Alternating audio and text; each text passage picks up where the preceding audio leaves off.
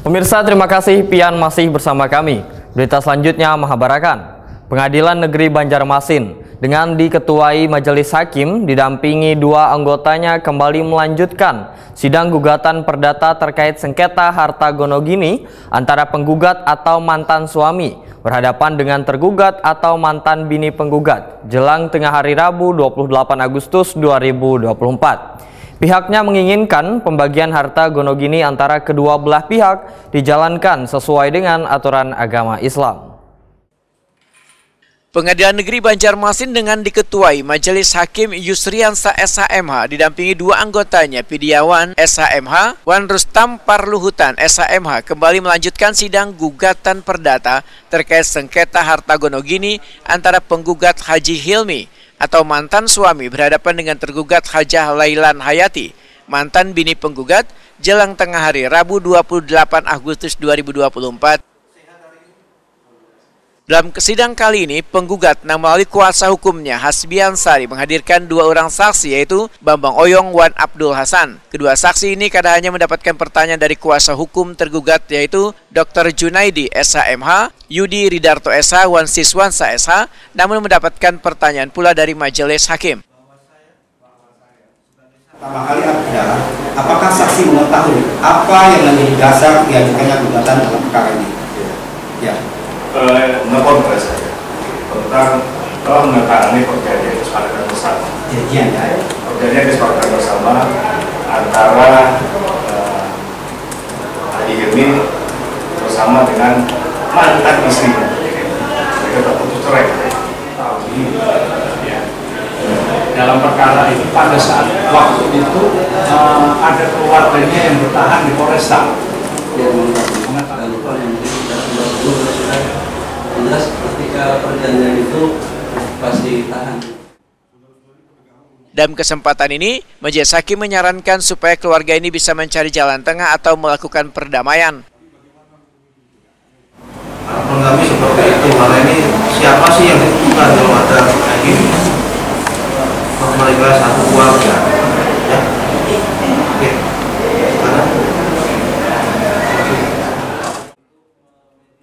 Sidang gugatan perdata terkait sengketa harta gonogini akan kembali dilanjutkan pada Rabu 4 September 2024. Pihak hasil dan demikian pemeriksaan dalam perkara ini akan selesai ketika Kuasa hukum tergugat Yudi Ridarto SH Waitakuni Prima TV mendakkan bila saksi hanya terbatas pada membuat perjanjian. Ya, menurut saya saksinya itu hanya sebatas membuat perjanjian tapi tidak bisa digali kenapa sampai janjian itu terjadi, awalnya seperti apa, mereka tidak bisa menjelaskan itu rata-rata.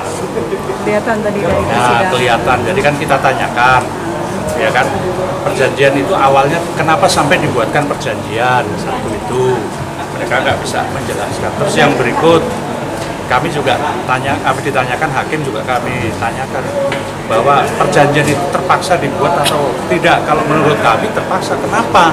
Perjanjian itu ditandatangani di dalam sel Polresta. Nah, setelah itu baru ditangguhkan. Saksi tadi jelaskan, makanya dikejar hakim seperti itu juga sepertinya kami belum cek. Nanti ada berita acara penangguhan. Apakah berita acara penangguhan itu dibuat setelah perjanjian itu atau sebelum? Nah, kalau sudah ketahuan itu, nanti kan ketahuan nanti terpaksa. Sementara kuasa hukum tergugat Dr. Junaidi SHMH menambahkan terkait dengan substansi gugatan, yang dari penggugat mengharapkan perjanjian yang dibuat April 2023 dilanjutkan. substansi gugatan. Jadi substansi gugatan ini kan sebetulnya dari penggugat kan mengharapkan perjanjian sepan bersama itu yang dibuat bulan April 2023 itu kehendak mereka dilanjutkan. Tapi menurut kami juga ada pasal-pasal yang tertera di dalam pujiannya tersebut, misalnya di pasal 4, kemudian 9 dan 10. Pasal 4 itu di mana salah satu syaratnya adalah ketika dibuat perjanjian, penggugat dalam hal ini harus menyajikan dokumen atau aset apa yang mau dibagi. Kenyataannya itu tidak dibagi. Yang kedua, pasal 9 tentang kewajiban mencabut laporan pidana, di mana dalam perjanjian itu ada kesepakatan bahwa setelah penandatanganan ini pihak penggugat, dalam ini Pak Haji ini akan membuat pencabutan laporan pidana. Lagi-lagi perkara itu tidak dilakukan sampai akhirnya anaknya kemudian dipenjara dan divonis dalam persidangan. Artinya itu sudah dilanggar. Yang ketiga itu terkait dengan pembagian usaha-usaha yang selama ini berjalan. Misalnya ada SPBU, kemudian ada ruko-ruko yang sekian puluh yang itu harus dibagi. Sampai hari ini itu tidak ada lagi pembagiannya. Jadi ada 3 poin yang kami anggap salah satu syarat membatalkan perjanjian itu apabila perjanjian dibuat kemudian setelah dilaksanakan ada yang tidak memenuhi prestasi. Itu yang kemudian klien kami merasa keberatan. Sebetulnya tidak ada masalah soal pembagian. Cuma yang sakit hati beliau itu ketika perjanjian yang sudah kita sepakati, apalagi menyangkut anak, yang anak harusnya tidak boleh dihukum, hanya mengamankan, hanya menyelamatkan, hanya melindungi ibunya.